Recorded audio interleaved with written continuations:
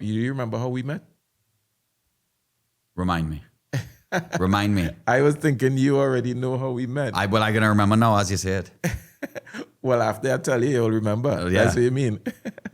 So we met on the Second Star music video, right? Oh wow. Yeah, when we were making Best, right? You came on as a producer / listening to me say, hey, so what are you gonna do for this, music video? You questioning me. I was like, in my mind, I was, who's this guy questioning me, dog? Yes, I do remember that. That was with Shane Stanford and Amy El Mohammed and those guys. Yeah, absolutely. Correct. Yeah. So, and obviously that music video is history. It was at the time probably one of the best. Oh yeah. I think maybe 3 videos was really well done that year. That was one. One was from what's this guy name? I don't see him in the industry anymore though. But everything to us is like it's all one, which when I live in the States, everything is separated, right? So there's like the commercial directors, music video directors, movies. Yeah, everybody has their everyone has their thing. In Trinidad, there's really no niche, Everybody's like, I have a camera, and that's my niche. Once I have a camera, I'll get it done for you. Like that is the attitude. But to me, I don't really see it that way, I see it in a way where I feel like whoever so the longer pieces can work on the shorter pieces. And what I mean by that is if you're like a screenwriter, right? Meaning you could break down scenes. So you could do short pieces and stuff like that. So if you're a screenwriter, you could do music videos, you could do commercials, you could do docs, you know what I mean? But if you are a music video director, you may not be able to do a movie. You still may be able to do a commercial. And then if you do commercials, you may not be good at music videos because it's all about the length of it and knowing how quickly you could get somebody to be in tune with what you're doing. I worked recently, we shot a short film in France, actually, in the south of France at Cannes. And the director is a music video director. Right. He is a film director, but he's done quite a bit of big music videos for Chris Brown. His name is Jamal Harding, out of Barbados, and he lives out in LA now. And one of the things I realized, we shot that in I think it was a day and a bit. And when they sent me the rough cut, the ending is kind of like one of those plot twist endings. It's super short. It's like 7 minutes long. And how he edited the ending, it just instantly reminded, I was like, oh, he probably learned this. I mean, he probably learned this during his music video escapades, shooting, editing, whatever the case may be, compositing, VFX, all this stuff. And I realized that there are kind of skills that are translatable. Yes. Maybe in very, limited fashions, but they're very translatable. And that's one thing, because I noticed, I was like, that's one thing that I pointed out at the end of that short film. I said, that's a really well edited ending and a lot of quick cuts and a lot of this and that. And what I took from it is that it's his music video experience took him to be able to do that. Would those quick cuts necessarily stand out in a feature film? Probably not as significantly as it does at the end of a short film. But it was definitely translatable. I just thought about it since you mentioned. Yeah, I look at so many. I mean, again, because a lot of people don't know a lot of my history, right? Because I don't really feel sometimes necessary to go into it. Well, I would ask you now. But for the sake of the viewers, right? Well, no, for like something like this, of course, we're gonna let people know.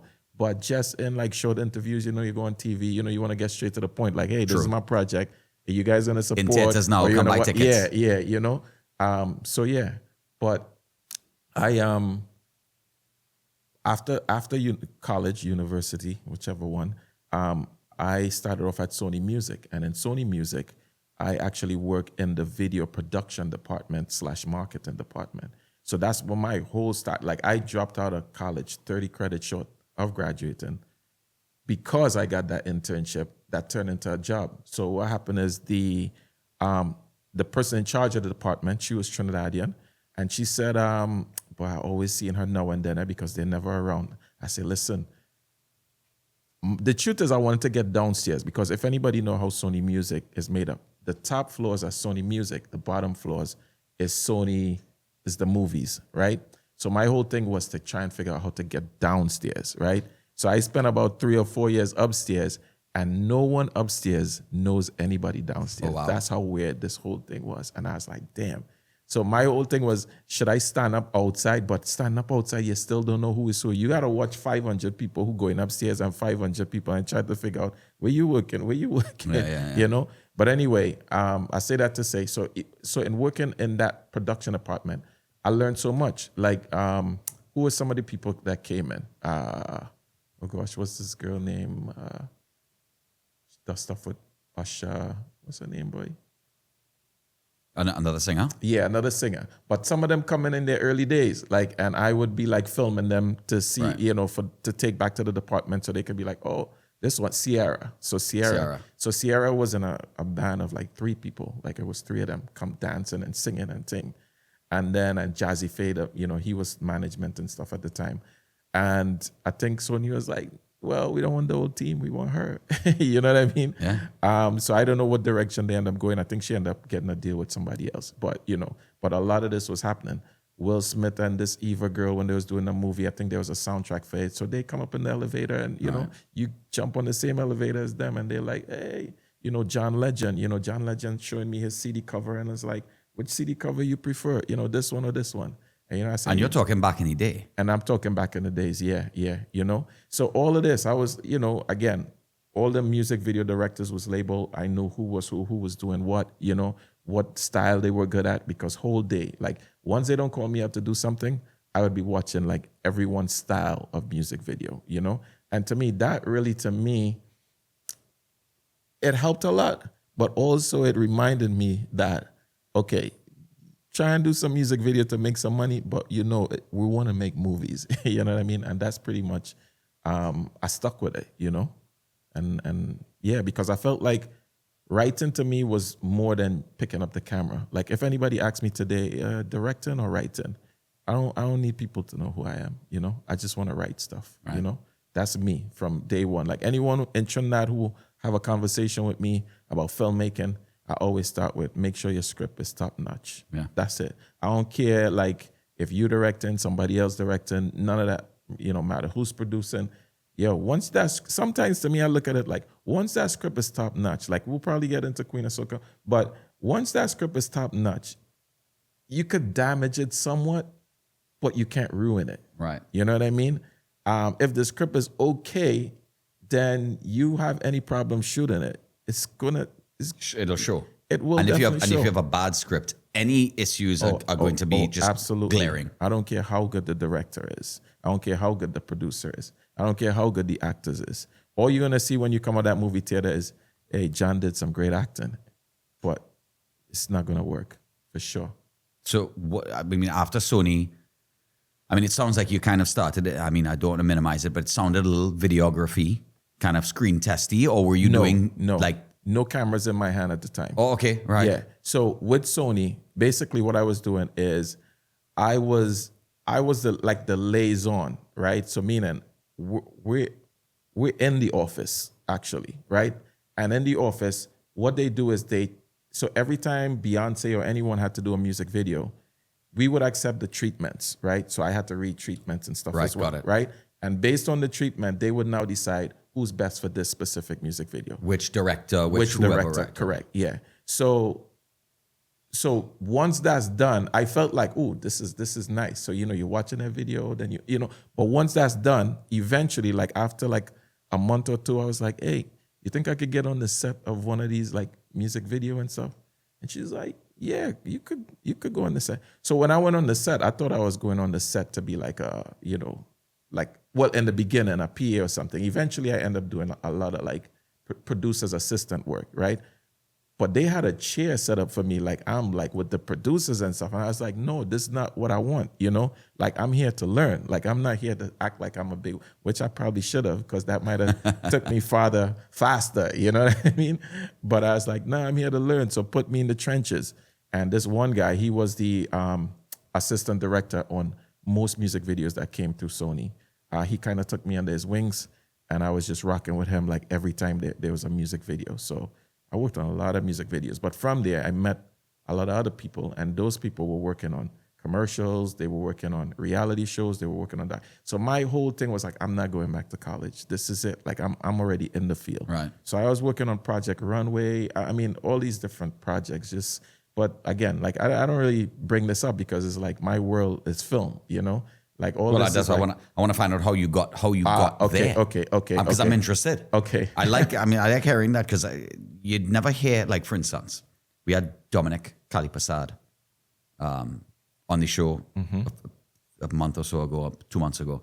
And he was saying he got his start literally not in front of the camera, way behind the camera. Right. And that he built his hand and somebody looked at him and I think he mentioned that, you might be good for in front of the camera. And he ended up being the Dominic Kalipasad that we know. So I've always liked, because I think those transitionary periods, nobody hears about. You just said it. You don't really talk about it. Yeah. But I think it's good for people to hear these stories of Trinbagonians, where they started, how they ended up where they ended up. I think it's a good thing for us to know. Right. Well, I actually started in the middle. Yeah. So if we need to go back a little It's true. bit. Yeah. So before that was university, and before that was Buffalo, New York. This film thing was nothing to me. Like, What did you study in university? No, I studied film in university. Nice. But right before university, it was all football. So I was this big football player in Trinidad before I left and stuff like that. And my parents was just like, hey, like your brother in the States, what are you going to do? And, so it's like, come on, go up to that, So I went up and I thought we were going to live in Brooklyn, but no. We end up going to Buffalo, New York, which is just like all white folks. Well, our little neighbor had plenty snow. Well, our neighbor had, quite a few black folks, but outside of that, the surrounding area is just like, whoa, where is this place, And then, like you say, just snow. Like I went to school in Montreal at McGill. Okay. Not too far. Good few people on my floor lived in my freshman year, came from Buffalo. And snow and cold. Yeah, very cold, very cold. But I mean, I adapted to some extent, But what it is, while I was there, I was still studying football. I even picked up with basketball a little bit. So I was just this athlete. I was just having fun touring the U.S. because a summer team picked me up. They was like, this guy's really good at football. So I was touring the whole country playing football. So I wasn't thinking about anything else, But what happened is, at the time we didn't have our papers and stuff. So, that was where the, not trouble, but the issues came. So when you're finishing up high school and you want to go to college, university, they offered me a partial scholarship. But in order to get that partial scholarship, I had to have my documents. You know what I mean? And at the time I was undocumented, and so I couldn't get it. So I just had to chill out and say, okay, what's the next step? Well, we gotta save money and try to just pay for college on our own, because they have this whole thing about in-state and out-state tuition. Of course, yes. So I felt like I'm living in New York State, I'll still be able to pay in-state tuition. But again, being undocumented, you're not really anywhere. Yeah. Wow, that's a good point. I did not even think of that. So I had to pay out-of-state tuition. So I had to save. really save. So I didn't go directly to college. I had to spend some years working just to get that money together. But I bring up high school because there were two English teachers, like my second year and fourth year. They were like, hey, every time you come back from summer vacation and stuff, we like what you write, like, because we have to tell them a story about, like, what did we do? And they're like, man, You spent the summers here, sorry? No. So what? Oh, so no. So the summer I would go to Brooklyn, which is where the family was, the extended family and stuff. So it'd be like Brooklyn back to Buffalo, Brooklyn back to Buffalo. Big cities. So yeah. So I would tell them like all this stuff, because there's Caribbean people in Brooklyn. There's no Caribbean people in Buffalo. Right. So, to tell them like that's where the, the party is and the lime is and the cool clothes. And I even had a little gold teeth that I put in my mouth at one point. You know what I mean? So, so you bringing back some memories to it. Yeah. So, so all of that, it was like, happening. And the teacher was like, yo, we love your stories. And then one year I had to do like a mini commercial in my fourth year. And it was like I did something with Coca-Cola. I called one Coca-Cola and one Joker-Cola, but it was same bottle kind of thing. So, mixing them up, and, the guy's like, oh, this doesn't taste like Coca-Cola. And the whole class was like, yo, this guy onto something. So that just stuck with me. I wasn't even still, not thinking film, not thinking anything. So while I was working, I was like, hey, I think I have enough money to at least do one semester, right? My, ex-girl at the time, I was like, hey, can you go down to the college and pick me up a syllabus? And she came back and I'm just going through. I'm so happy she went. I sent her to that specific college because I don't know what would have been in that syllabus. But this specific Brooklyn college had screenwriting. And I was like, what's this screenwriting thing, boy? They say I could write a little bit. So I just was like, I'm going to do one semester of screenwriting and see how this thing goes. And, I was like, wait, I have a little bit of money. I could take one or two more classes, So I was like, what could go with this screenwriting class? So there was a little film class, and then there was like a cinematography class. Hated cinematography, But those two classes, the short film class and the screenwriting class, was amazing. Like to me, like to just everyone just looking back, like when you're talking about your story and they're like, they getting involved. So what happened next? So what, And I'm like, why everybody so in tune with mine? What happened to everybody else? So to me at that point, I felt like, okay, you on to something. Let's see what could happen from here. But again, no filmmakers in the family, no, you know what I mean? So of course you have to thread your way all the way. You know what I mean? Because sometimes, somebody's parent is a doctor or something. So for you to be a doctor, you showing them all the ropes and all the steps, Oh, yeah.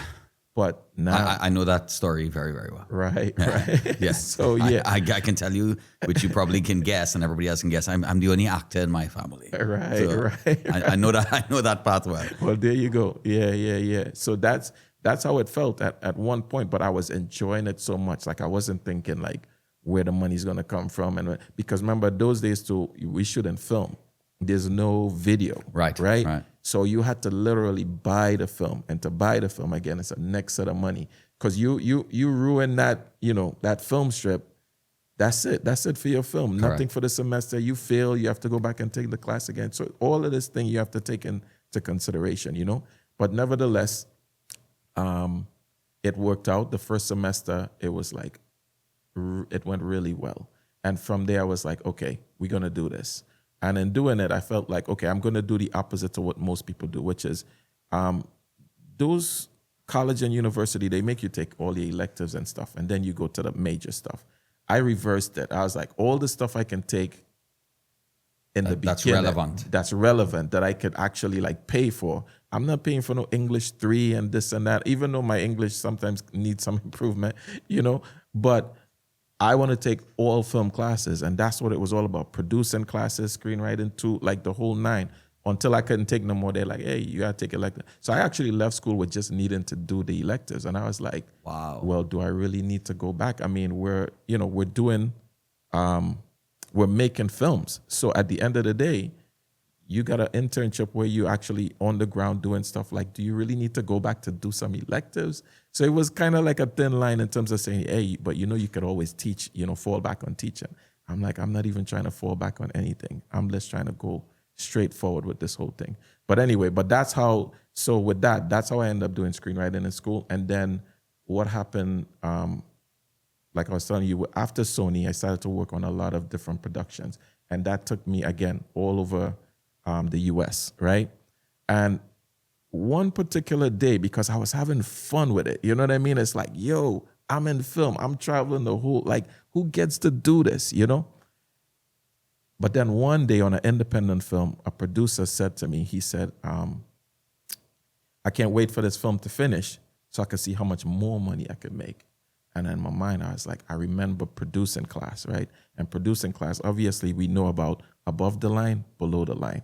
All the people who are above the line, screenwriters, actors, producers, directors, they continue to make residuals off of the film.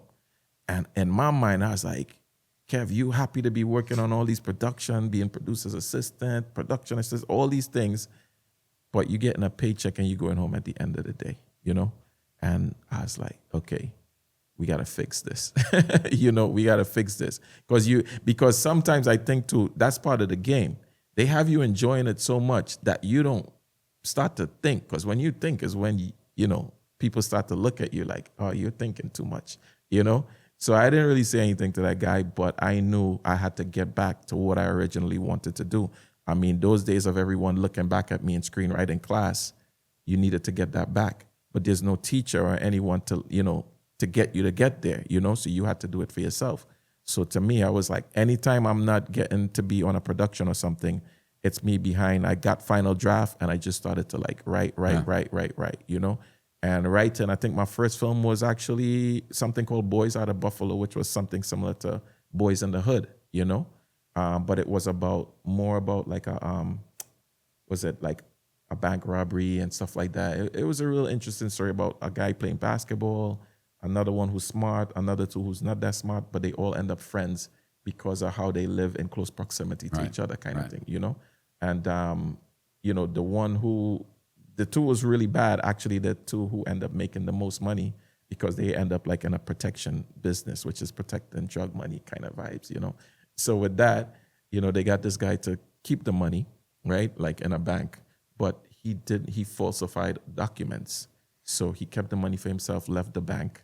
And then when they went back for the money because they had a plan of what they was going to do with it, there's like, that guy don't work here anymore. And there's no documents to show you guys have anything here. So they decided, we're going back for that bank. And they just devised this whole plan and stuff like that, So that was my first film.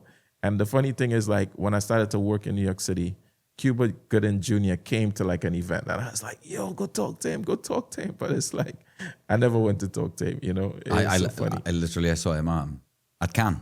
Yeah, I actually just saw him in Cannes, in France at the Cannes Film Festival back in May. We were actually at the same party, which was actually kind of crazy. I always love hearing, as an actor filmmaker myself, I do enjoy hearing the journeys that, my fellow colleagues have taken and the paths and whatnot. Did you know, I know that writing is obviously clearly a passion of yours. What prompted Queen of Soca, the story?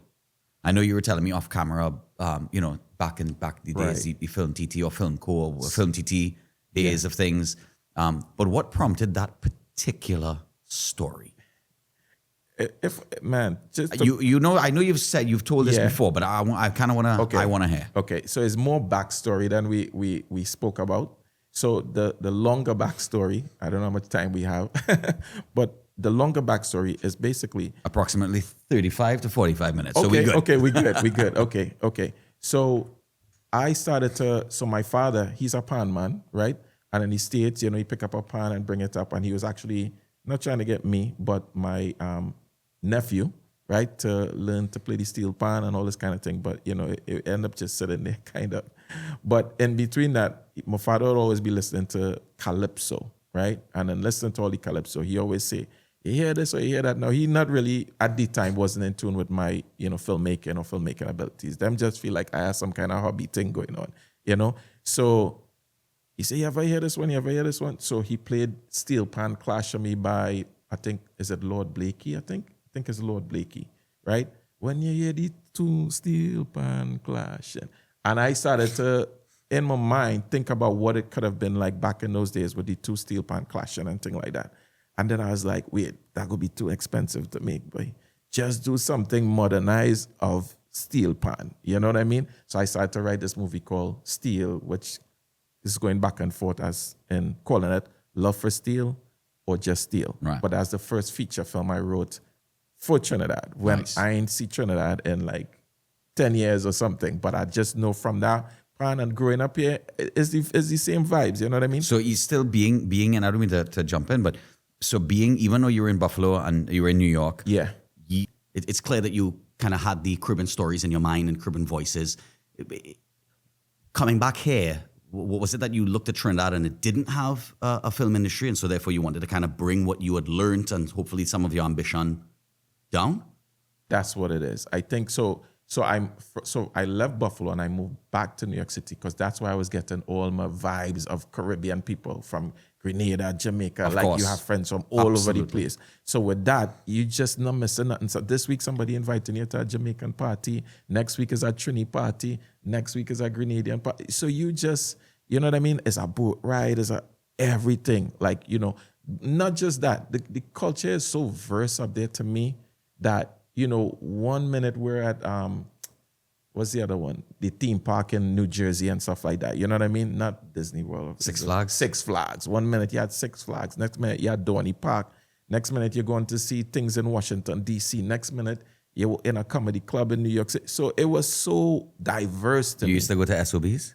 I did go to SOPs, yeah, when it was SOB dance. Oh, yeah, SOB. man. I was there. Listen, Right. I moved to New York in 2007. Right. I was there for 4 or 5 years. Yeah. We were probably there at the same time, actually. And we used to go to all those Caribbean parties. And we would see Destra and Alison Hines, Kess, probably Marshall a couple times. But yeah. So exactly what you're saying or what we're discussing is what brought the culture back to mind to me, because in the summertime, right, it's Labor Day, and when Labor Day coming up, the biggest parties were like Alison Hines and Marshall Montano and stuff like that. So those things, at the time, I still couldn't come home. You know what I mean? So those things to me was the closest and the biggest and the best that I could get. You know what I mean? So I was always there, always up front. Plus, the restaurant that I worked in was like a Caribbean restaurant.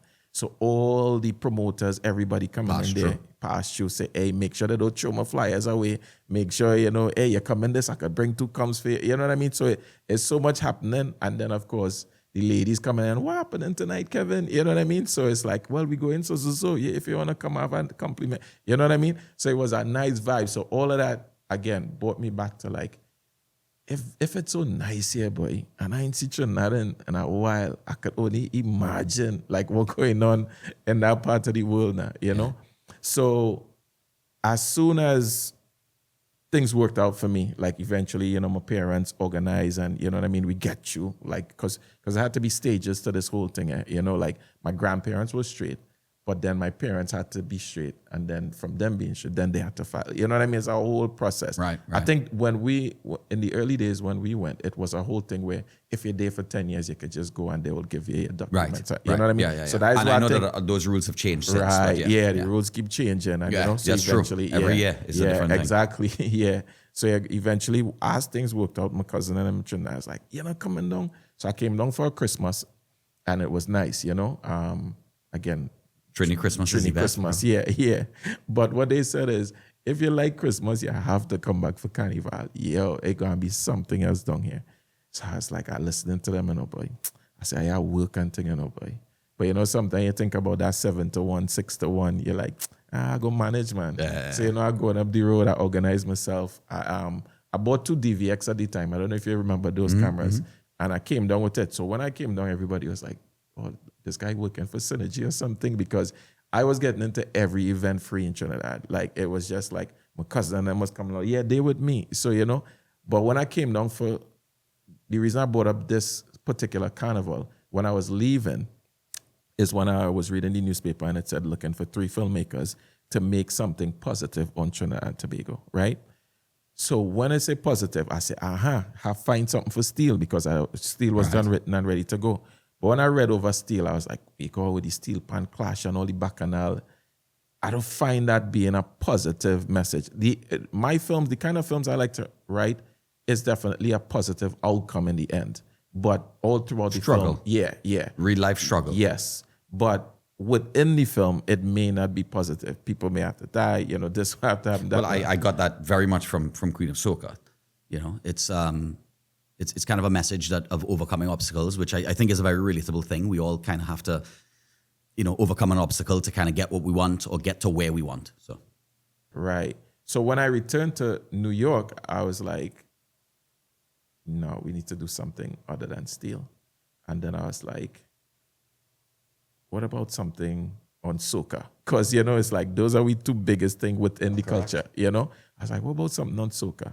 And then I started thinking about like this lady, what's her name? Who's married to Bobby Brown.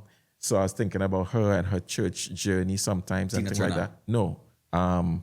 Whitney Houston. Whitney Houston, Sorry. yes. It's Ike Turner. Bobby Brown is Whitney, Whitney. So I was like, oh God, she had some journey through church and things like that. So I was like, started to think like, okay, but how are you bringing it back to this? How are you bringing it back to that?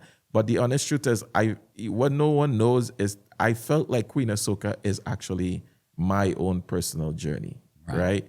And I just sum it up in like using a girl, using In this, music. using that, and using music. And it had nothing to do with music. It had nothing to do with a female. It was just me and my story and the struggle I went through. My parents, at one point, my mom's just like, you're not going to get her like a regular job. Where's these cameras and thing? You know what I mean? So it was so funny to me that, not funny back then, where it was like, they don't understand. Like, this is the movie business, But at the same time, I had to like still, tread that lightly because again, I didn't really know anyone. I just had to depend on my talent, And at that point, you don't know where your talent is, coming out of school, trying a thing, all you know is people in the class say, hey, that guy good boy, you know what I mean? But people outside, you don't know. So with that it was a lot of Queen was my own personal struggle that I put into that film. That's very interesting. And that's how it came about, like putting pen to paper and getting that project up. So yeah, when you were writing Queen of Soca, which I think you mentioned was as a result of an open call by Film TT,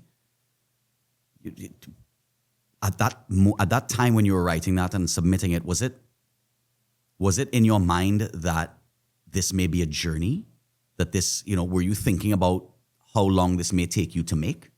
Yeah, oh my goodness, man. This film is such a journey, right? Because obviously I came with the intentions of doing a film called Queen of Soca, right? So when I came back I didn't come back to Trinidad yet. I sent the script because I'm still living in New York, technically, right? So I sent the script to the film company and they're like, approved. You getting this grant for $200,000 to make Queen of Soca. That's fantastic. So boom, tell my parents, hey, I pack in my bag. I don't know when I'm coming back. Meaning, if Trinidad, like nice, like the Christmas and the Carnival I was there, I might just end up back in China. So it's like you go through all of this to get your documents and then you're like, I'm going back. So they're looking at you like, you know how much trouble we went through to make sure these things work out for you. And you telling me about you going back to Trinidad.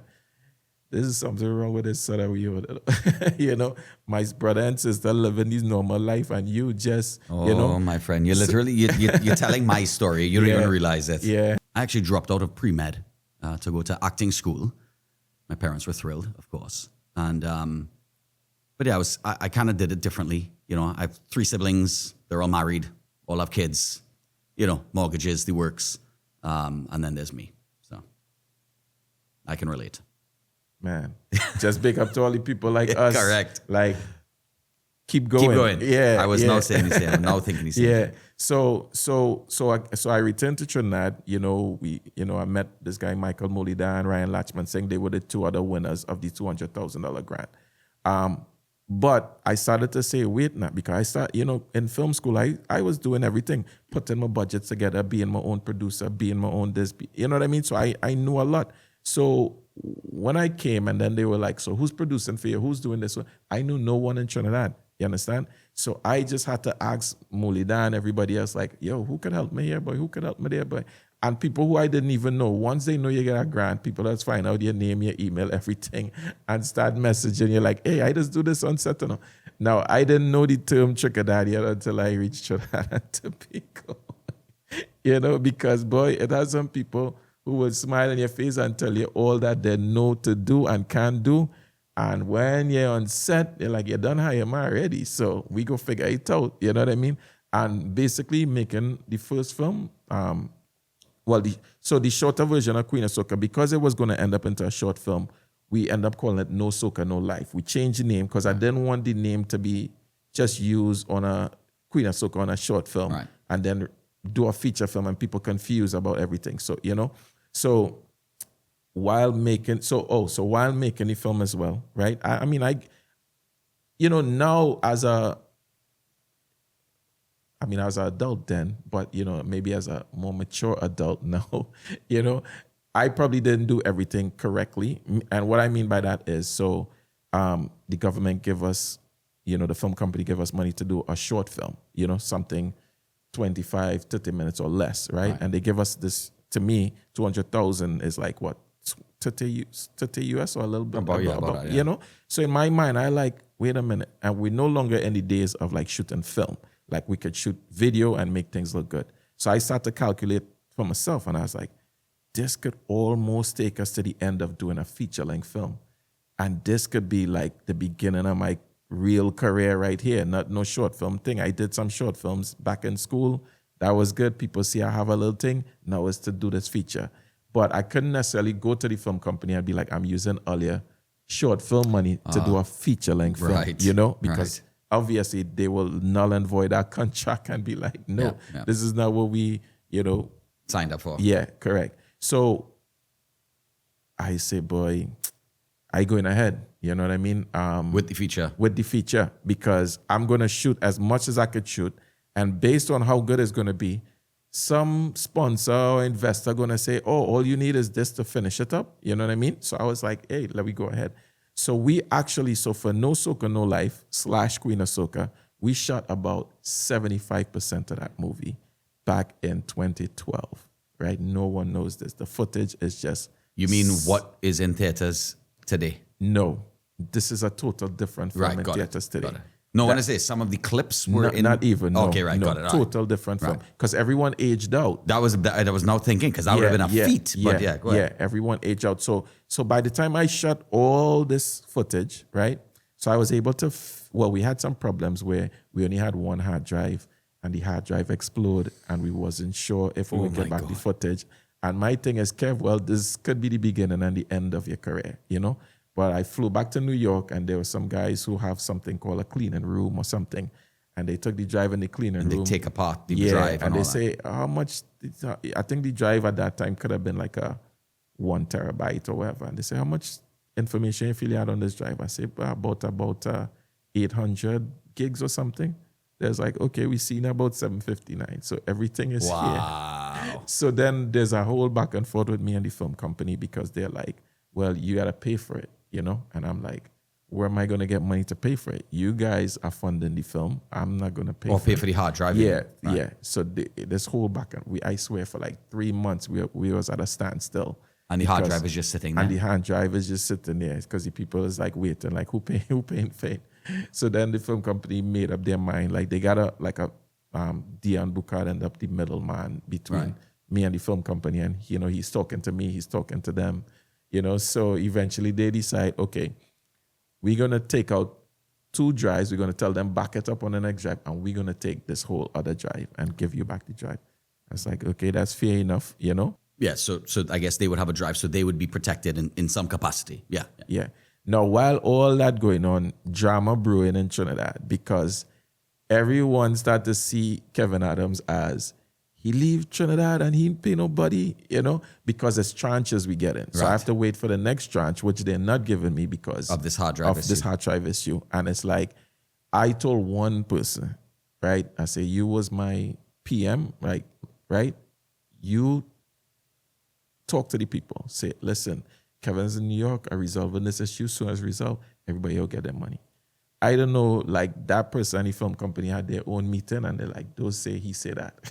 And everybody is like in Trinidad, like this guy left and he not paying nobody and everybody like just talking. So my name kind of get a little small reputation, of course, but that was while I wasn't here. So as soon as I came back, this whole thing is so interesting. As soon as I came back now and we start to resolve the issue in terms of they have the drive, I have the drive. Now I have to show them footage in order to get the next tranche because, you know, we had to edit thing apart.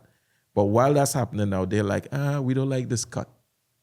I was like, what do you mean you don't like this cut? Like, this is my film. Like, they give us the money, but we're actually the creatives. So what do you mean you don't like this cut? I like this cut, you know? So again, they want to get that money. So I don't know if they were doing that because they felt like, this guy's a, you know, idiot or difficult to work with. I don't know what they're telling themselves. But in my mind, I'm like, hey, listen, I went to school for this. I am hot in this right now. And you guys need to like pay me some attention. You know what I mean? Anyway, another 3 months, nothing. Like people asking for their money. I like, yo, you had to wait. I be impatient about the whole thing but people like, hey, we work for you. We need money. You know, boom, the Ministry of Arts, because at the time I didn't know anybody. So I just know there's a few people you want to write to see if you get some extra money and things like that. Boom, the Ministry of Arts and Culture hit me with 50,000. I was like, oh, shucks. This is perfect. I take that money and I pay off everybody. I say, I'll keep all your film. I keep the film where it is. I'll go back to living my normal life and see what else I could work on.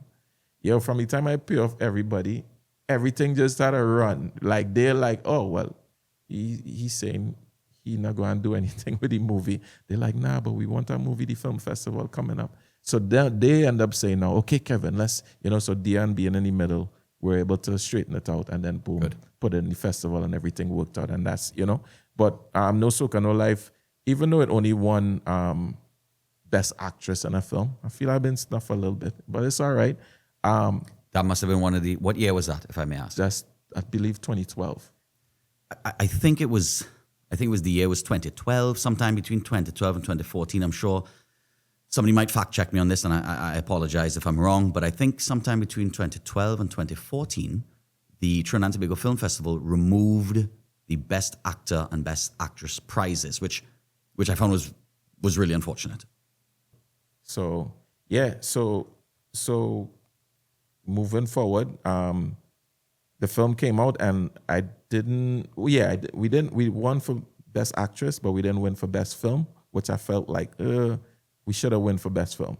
But I felt like, Ryan won that year. But I think when I look at the films, right, because I'm always on edge, right, in terms of being particular. Like sometimes you could be like, Kev, yeah, you really didn't deserve this or you really didn't deserve that.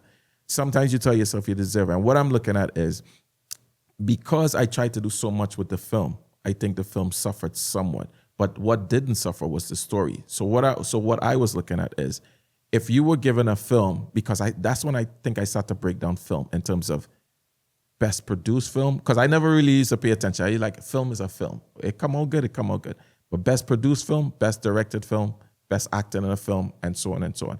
And I felt like that film was best directed. Like Ryan Lachman Singh did work on that. Like directing wise, it was like, nah, you can't be there. But to say best film, no, I think that should have go to No Soca, No Life, Queen of Soca, Right. But anyway, it didn't think to me. But how I recognize in the future that No Soca, No Life was a great film is how it took a journey of its own. So so some people in Africa bought it. So it was shown in Africa. New York City showed it for a couple of days as well. Nice. Right? Where else? The Short. Yeah, The Short. Right? Then Flow picked it up. When I got Flow VOD. Flow VOD. Deal. Yeah. And what Flow did is, at the time Flow picked it up, what's his name film was out. Story About Wendy was out too. Sean Hodgkinson. And the person who was collecting all the data and stuff like that, because they were getting data, they was like, Kev, you edged out Story About Wendy with No Soca, No Life in the first 3-month period. And then it happened in the second 3-month period and then the third 3-month period. So No Soca, No Life on VOD was like, whoa, So all of that was like, yo, we got to push to get Queen of Soca done, man. Right. So we went back in the trenches and started to look for money and this and that. And again, people were getting older. 2014, 2015, we're still looking for money. Nothing. Because again, I'm not like a known face, or my family is not like known people in Trinidad. You know what I mean? So obviously that's where, again, so why I'm particular to sometimes is that once you write something and people feel it in their heart, and I think that's what got the Ministry of Arts and Culture to give me that grant, because they felt it, like this is real. And then I got one more grant, which was, I think, NLCB, NLCB, Lottery Board, right? Yeah. Same thing. These is probably people who sit down and actually look at your document. Now, there's a company that, again, we didn't get to Queen of Soca yet, but I'll just tell you this little thing about Queen of Soca before we even get to that. There's a company that I sent to ask permission to use their logo, because it ended up happening to be in the background of one of our shots, and we shot it already, right? So it's like, we have your permission, So I wrote the department and I said, listen, we have this shot, in our film. We just want you guys to know that. And okay, like if we show it in a theater, you guys won't have a problem with it and stuff like that. They wrote back a whole letter saying, sorry, we have no money right now and we can't sponsor you any. And I was like, wow, this is what we go through. Yeah. This is what we go through. No one actually reading these letters and just sending you back because it's a specific department and you feel like marketing, sponsor, everything coming, people looking for money. You know what I mean? I'm not even looking for any money. My film is done, these people writing back to tell you about no money and stuff. So I had to like make several calls to figure out like, listen, we're not looking for money. Yeah, we we just need want permission. to fix this thing. Yeah. So anyway, We want to clear this so thing. this one guy, he's like, oh, we'll send it over to so. So they end up sending it over to so, and he just sent back a quick message like, yeah, go ahead and do what you have to do, like in an email. And I was like, okay, thanks. And was it. I guess I'll use this as my proof. So going back to it, and so jumping backwards. So we were done with Queen of Soca. To me, I was happy about what it did, but I wasn't happy totally about the film, meaning like I would have liked to see it done as a feature, but everything happens for a reason.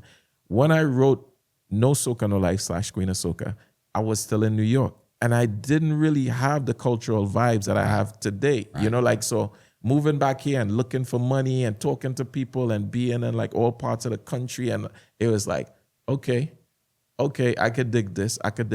Went back and rewrote the script, you know? So if we were supposed to put a total on the drafts, I would say Queen of Soca had about 24 drafts from writing it from 2010 to getting it to 2019 when we got the second grant.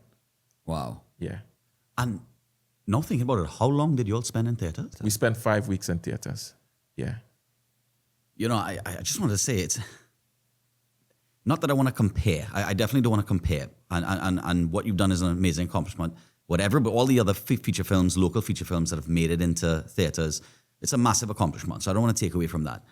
But you know how big 5 weeks is in theaters for a local film. I mean, that doesn't happen. You know, to be honest, Steve, when we were going through the whole thing, like, to me, my head is down and I'm just going, you know, because it's just like, yo, you gotta do this, you gotta do this. Remember, I'm editor on the film, producer on the film, you know, all these different things. I had to get the DCP for, you know, Cinema 8. Of course. Like, everything is just like on me. And I'm like, because again, we burn out the money that we were making, you know what I mean? Now, making that film is oh gosh, boy, I wish we had more time. But making Queen of Soca was another like journey within itself, right? You know, it had days that, man, I feel like you want to give up, you know? But when I watched in the editing room and I watched Penelope Spencer and I watched Terry Lyons and I Penny's watched an absolute Melanie. legend. She's one of my favorite actors in the country. I just wanted to point that out. Right. You know, actually, fun fact, I actually, I moved to New York in, I think it said 2007, 2008. And the year before that, I actually did a cycle at Necessary Arts on Dundonald Street with Penelope Spencer and Mervyn Agoge. And years later, when reflecting on my time in New York and, of course, my whole acting journey, I realized just how much Necessary Arts and that particular summer, that cycle that I spent there, how much that prepared me for New York. And for acting specifically in New York, and of course acting classes, because I had not taken acting classes before that. So anytime anybody mentions Penelope, I stop and I just give her flowers, as well as Mervyn and everybody else at Necessary Arts, and I recommend it any chance I get. Yeah. I sometimes, like, I understand art, right? So even in the US, you know, art in some cases it's overlooked, right? Unless you do something really extreme or extravagant, then you get that attention.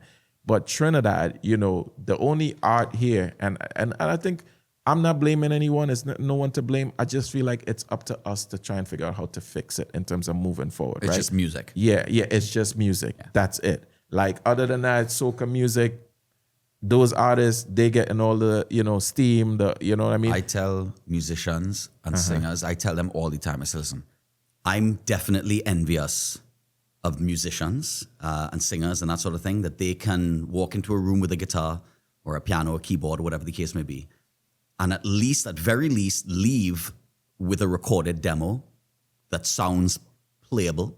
I think if you or I try to make a demo of our short film, we wouldn't want to show it to anybody, and it would be more of an internal proof of concept piece of footage. So I'm not saying it's easy. I'm not saying, you know, making music is easy. I'm just saying that I do appreciate that it takes a few less moving parts than film does. No, and even though it could be a little bit more competitive for them because it's easier, so Yes, anyone correct. could jump in, you know. Lower barrier of Yeah, entry. yeah. But at the same time, even though the barrier is low, you could find $3,000, $5,000 to go in somebody's studio and let them help you and things True. like that. True. The only thing we're doing for free on our end is the writing aspect. Anything past that, money had to start. Now, $3,000 will yeah. get you. Will get you to 10 a.m. Yes, yes. From 6 a.m. to 10 a.m. and then Right. it's done. So that's the whole thing about film. It's like, yo, write. So how I see it is, you better write the best you could write, because the first person you get to read it after, when I say after the readers who's helping you put it together, right? The first set of people you let read it, eyes better open wide. Like, Yeah. yo, we on to something here. I don't have the money to help you, but I go talk the talk. And to me, that's what's always been going on with Queen of Soca. It's been like, whoever read it or read the synopsis or something, it's like, I wish this fella luck, but I ain't have no money, you know, or we company don't have no money, you know, but I had my eyes open for this right here. You know what I mean? So it's always been like and my whole thing in terms of how I thread forward was always, listen, people who you're not even looking to sponsor or be part of this, send them something. Like, let them read it and think, because when it come out, that's like, wait now, I didn't know something about this. Yeah. You understand? So my marketing for this film started when Before I was, you even made the movie. Correct, yeah. And then I had this thing with the clapper that anywhere I go, I remember that. yeah, I remember that. parties, girls in this, whatever, like snap this woman up, you know? And that's like two of the things that I continue to do, like from the beginning of the film to the coming to the end of the film. I spoke to somebody, had to be recently, 2-3 weeks ago, and your name came up. And one of the things that I brought up in the conversation regarding Queen of Soca was specifically not the fact that y'all made it, but the marketing of the film after the fact, and how visible the film was. I mean, it was everywhere. It was literally everywhere. And I'm somebody, I like to observe and learn, whether it's from filmmakers, business people, whoever it is. And that's definitely a page out of your book. I'm sure that it was you and team members, whatever the case is, because the film was a good one. That's a page out of your book that I think that I would carry. And to be honest, I love that. Meaning, I always felt like I wanted to not be seen. And I always tell friends, family, close people around me, because sometimes people be like, how come this person getting all the attention for the film? How come that person getting all the attention? And my whole thing is, listen, I want to be able to go anywhere in Trinidad and no one recognize me, because I want to continue to do these interesting stories, right?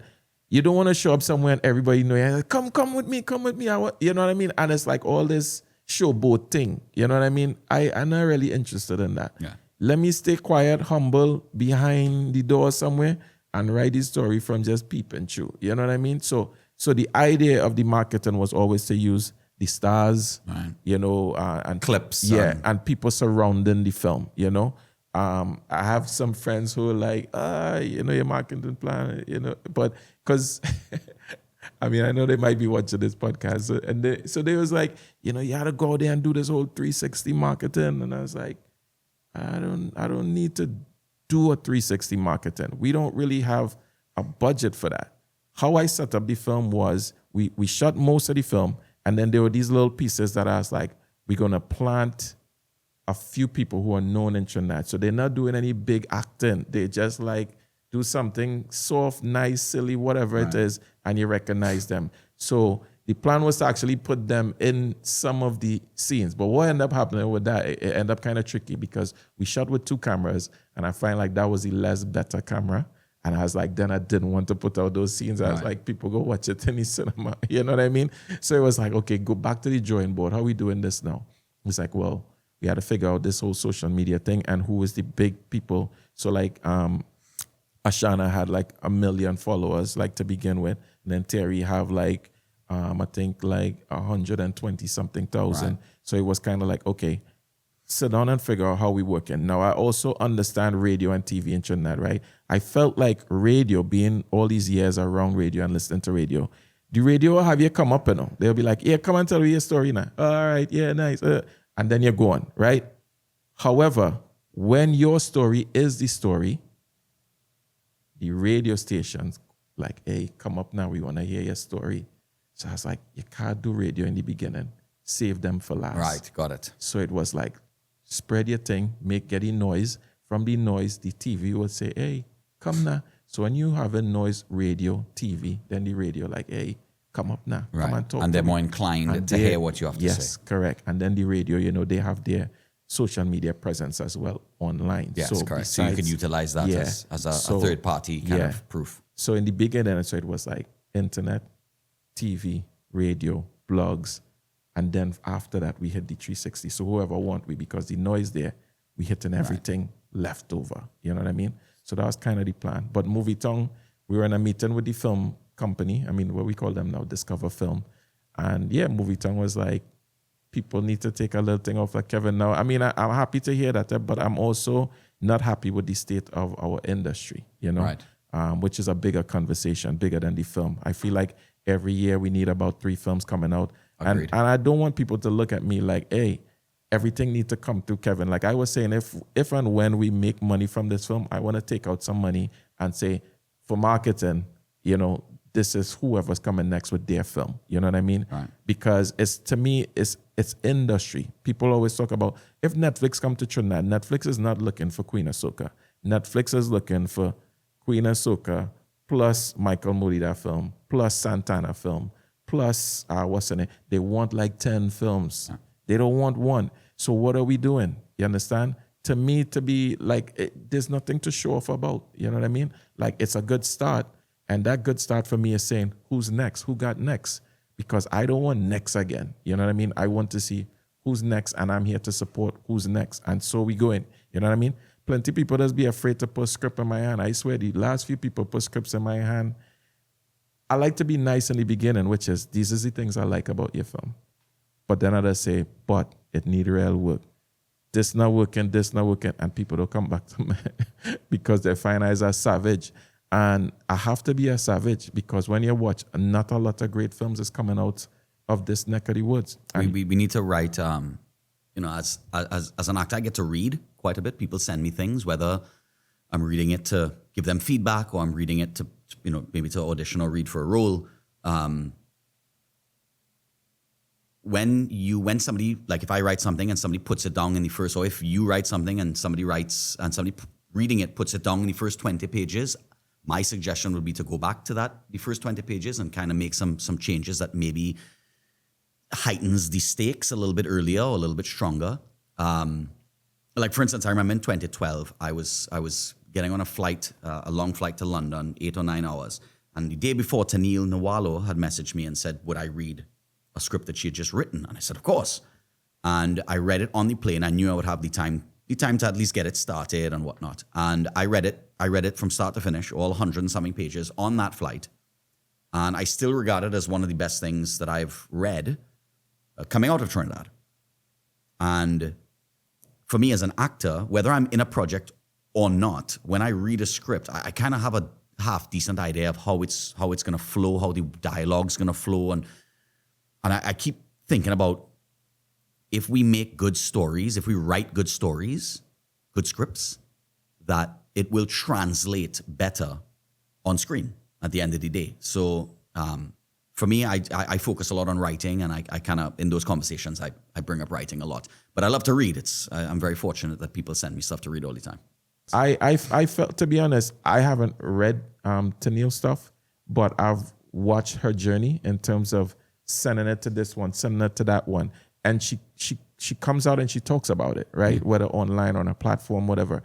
And I feel like, okay, she's one of the few people I see doing that, you know? Now, whether other people are doing it, but they just want to keep quiet and a shallow, I don't know. Yeah. But it shows when it's time to put it out there. Yes. You understand? Yes. So this is what I'm saying. Now, sometimes, again, like we're saying, sometimes you didn't get the best actor, you didn't get the best camera work, but still you could see the story and tell yourself, yo, that was... Like even her first film, you watch the story and you're like, yo, this is, you know what I mean? Yeah, I actually still think Cutlass, and I tell people this all the time, I like the movie a lot, but I do tell people all the time that I think that 10 minutes ended 10 minutes too soon, that I would have liked to see. What's that?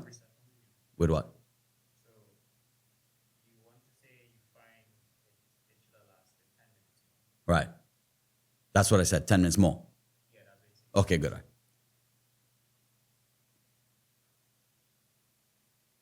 How does it start? Oh yeah. Yeah, I was actually telling somebody this not too long ago that I think that Cutlass could have gone on for 10 minutes more. I'm a big fan of Penny Arnold. He's one of my favorite actors in the country, and I would have really liked to see just a little bit more of that story. But it tied together well. So Right. And it's interesting you say that. I say I was never going to say those words because I always hear people say, it's interesting you say that. But Queen of Soca, I've heard the same thing, right? And the reason is like in my book, if you read the script and you watch the movie, you would say the script is a little better than the movie itself. Obviously, the actors bring it to life. So, this is just something on a page. But how it ended, again, it comes back to, budget and stuff like that. We didn't have the money to say, I want to end exactly how it ends in the script, So you have to figure out a way to make it feel good or feel a certain way that people say, I like it, I want more. Right. You know what I mean? You don't want them saying, it's all right, and I'm not sure if I want to see another one. So you always want to put your best foot forward. And Correct. I think, and to me, winning 2 grants in Trinidad, which I don't even know how many other people has, come back and won another grant. But my thing is, it's actually made it a little bit more challenging for me in a sense where expectation is one, and the second thing is I'm not sure if I could make a film without money. It's not big. Like I'm not acting like I'm getting Hollywood money here. No, yeah. But I'm still getting a budget to work with, So I started to write another film. It's called Hey Handsome. And yes, I will be in it. all right, cool. That's good to know. And while I was having trouble with making Queen of Soca the second time, I started to see, hey, can we shoot some little pieces to see how it's working out? And man, some of the scenes in that film, but I had some actors who were some things happened with them. So we're not, you know what I mean? So we can't finish that. But I was just looking at it like, Kev, story is king because look. Story is king. Story is king, right? Because Always. I'm looking at this thing and I'm like, yo, look at the dialogue. Look at how people. So to me, that's how I tell myself, yeah, Kev, you actually could do a film without a set of money. The only way it will cost you money is because actors and different talents might say, hey, we know you're making money, you don't show some we wait, but you know what I mean? But outside of that, I think we could do some films that's on, under or around 100,000 that could be done properly, with the cameras and the actors and different things that we have here. And it could go in cinema same way. And out of that 50, you find another 20, 25 for marketing. You know what I mean? Yeah. We didn't go too heavy. I wish we could have go a lot heavier on the marketing. We was looking for more sponsorship money because I feel like, hey, we can't spend all our own personal money on everything. Let's see how it go. And the word of mouth really helped the film, to be honest. It will. Yeah. It will. So that's, in a nutshell, that's where it is. How we looking on time? We're doing well. I wanted that. That's what I was just gonna say. Because we could go on and on. We could go. Especially that's why I realized when it's filmmakers. Yeah. When I'm talking to filmmaker, we could just go. But I guess I look forward to seeing, just I guess in closing,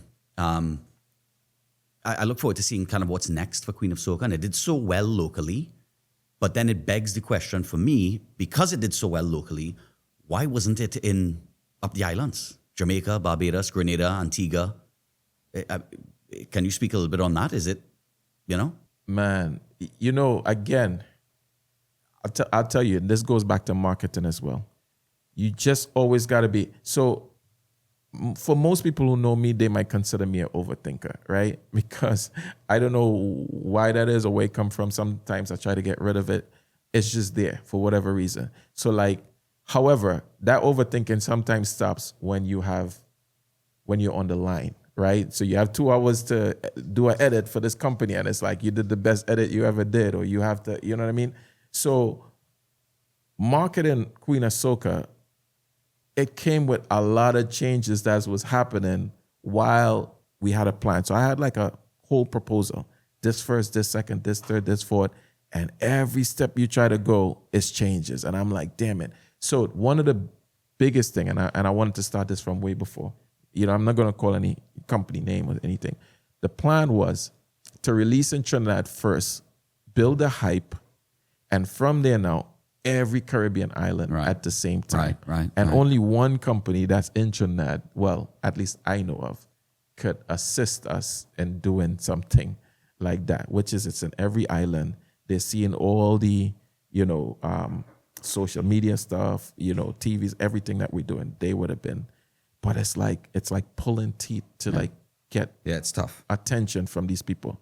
The funny thing is, right, now that the film played 5 weeks, the conversation I've been having with some of these, entities and companies, it's a bit lighter. It's a bit different because it's like, oh, you heard about it? Like, I've been sending you guys proposals 3 years, like 4 years, like we didn't get it. Send it again. We get it, but it's a new 6 months, so send it again. You play the game with everyone, you know what I mean? But the reason I tell people it's hard for me is because my energy always have to be all over the place, right? Instead, I would just want to have like mostly a positive energy that just is working on all these positive projects and people and stuff like that. But like I said, I would be having a positive vibes with somebody over here, and then you come and you say, Kevin, boy, I ain't think that going to happen now. So it changed your energy a little bit, right? But then you go back over here and somebody tell you something positive and you're like, all right, well, forget that for now. We have something positive. You know what I mean? So imagine trying to deal with like distributors, marketing, actor, you know what I mean? And everyone it's a lot. Yeah, I mean, distributing a film it's not easy. I remember back in 2017, we self-distributed Pendulum.